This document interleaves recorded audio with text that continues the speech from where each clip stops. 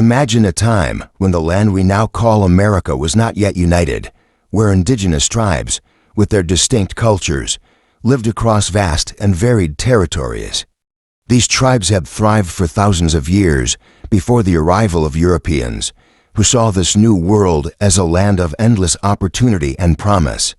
But with this new wave of settlers came conflict to fight not only for land, but for survival, for culture, and for identity. The wars between Native Americans and the European settlers formed one of the most tragic yet defining chapters in American history.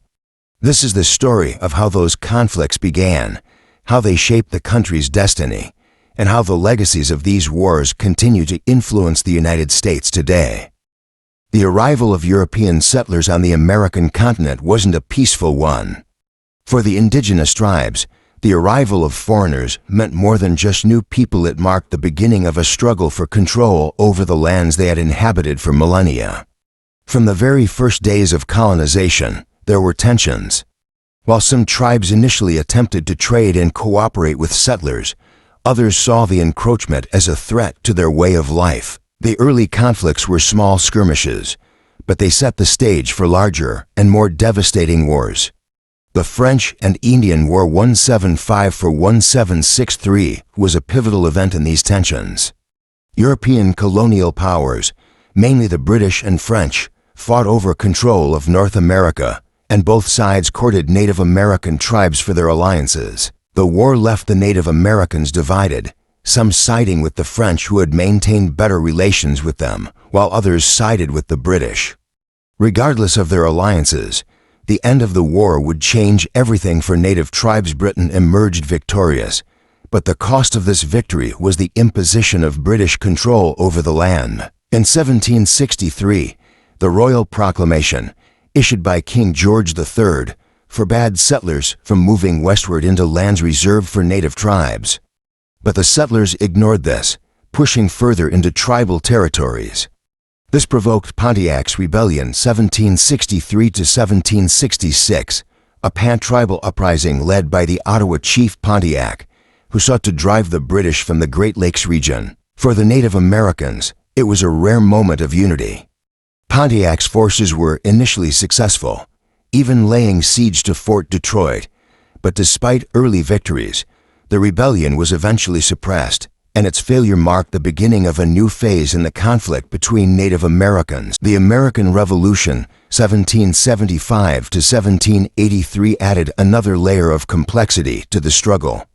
The newly formed United States, still in its infancy, sought to expand westward, but many Native tribes saw the revolution as an opportunity to resist European colonial powers once and for all. Many tribes aligned with the British, believing that a British victory would offer them the best chance of maintaining their land and autonomy. Others, however, believed that the American revolutionaries, who promised greater freedom, might be more sympathetic to their cause. One of the most significant moments of this period was the Wyoming Valley Massacre of 1778, where British forces, alongside their Iroquois allies, raided American settlements in Pennsylvania. The massacre was a brutal reminder that war between settlers and Native Americans was not a one-sided affair.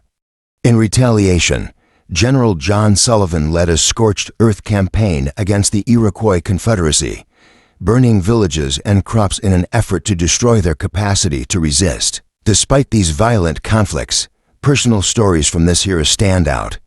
One can imagine a young Iroquois warrior, torn between his loyalty to his tribe and the need to survive in a changing world.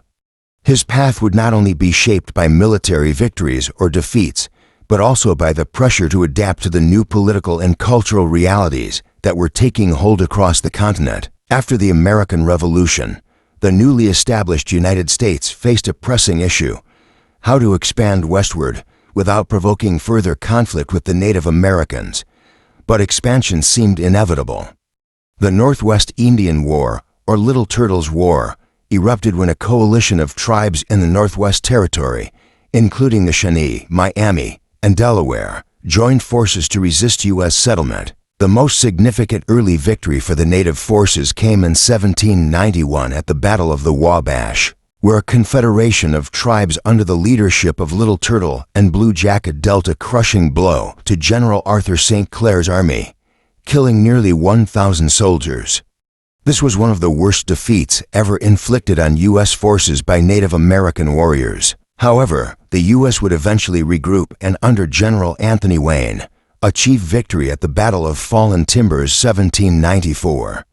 This battle marked the end of significant Native resistance in the region, leading to the Treaty of Greenville, which resulted in the cession of large portions of Native land. Despite the Treaty of Greenville, the loss of their lands and the diminishing power of the tribes forced Native Americans to adapt, but they never stopped resisting.